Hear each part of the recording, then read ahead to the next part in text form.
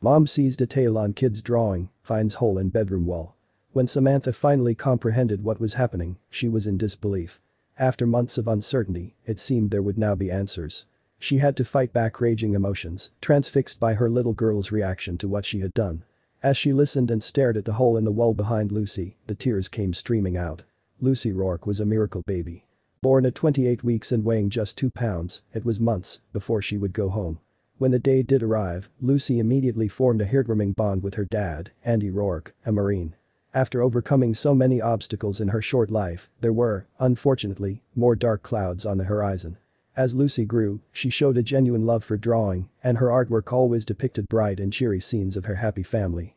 However, her parents could not help but notice that she was quiet for a toddler.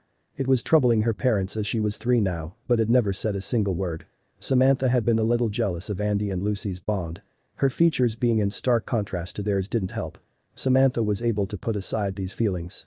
She couldn't envy such an adorable bond, especially when it seemed that, if Lucy would ever talk, only her dad could help her do it. Even though Lucy still never spoke, her bond with Andy was almost telepathic and he always instinctively knew what she needed, even without words. With the bond between them truly cemented now, they were unaware that the family's worst setback yet was just around the corner. It started when Andy deployed on his first tour. Being the first-term Marine, he had no option but to serve on an unaccompanied tour.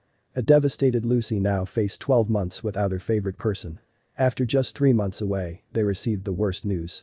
Andy had been in combat and was designated as missing in action. As much as everyone missed Andy greatly, no one took it as hard as Lucy. Without Andy around, she became reclusive once more. Without video calls as an option now, she became immersed in her drawings once more. After seeming so close to speaking just a few months ago, Lucy was now more silent than ever before. Putting aside her grief, to be there for Lucy more, Samantha tried every type of specialist to help her daughter speak again. Worse yet, Lucy wasn't sleeping well and spent most of her nights tossing around, clearly having vivid dreams. Only her drawings comforted her these days, but Samantha began to notice something strange about these two. Lucy's artwork was beginning to disturb Samantha. They always seemed to feature dark figures and disturbing images. Samantha became obsessed with figuring out what it all meant. She begged Lucy to talk and tell her. All Lucy could do was mumble and keep pointing at the wall above her bed. Samantha later took a closer look at the drywall and was amazed to find a small hole in it. Her frustration over the mysterious drawings and the heartache of missing Andy overcame her. She grabbed a hammer and broke a bigger hole. Lucy heard the noise and ran in. Seeing the broken wall, inexplicably, she began smiling. Samantha was bewildered. After breaking the wall, she thought Lucy would be angry or afraid, anything but happy. The child raced out of the room and came back with her drawings of the hole in the wall. Pointing from the drawings to the wall, Lucy spoke for the first time in her life. She said just one word, "Dada." Samantha was overcome by emotion when she heard her child speak. Lucy never stopped smiling and more words came tumbling out. Although hard to understand, Lucy was confused and saddened by what Lucy said.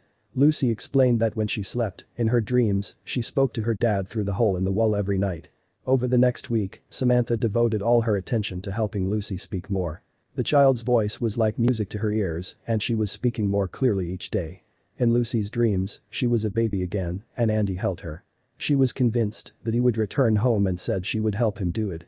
Another week passed and Samantha was still engrossed by her daughter's voice each day. Now the strange drawings, to Lucy's delight, Samantha displayed them proudly on the wall. One afternoon, the phone rang and for the second time in her life, Samantha was filled with joy to hear a person's voice. This time, it was Andy's. He was in terrible shape from exhaustion and malnutrition but alive. He had become separated from his unit and lost during a mission. Andy survived weeks alone by focusing on Lucy.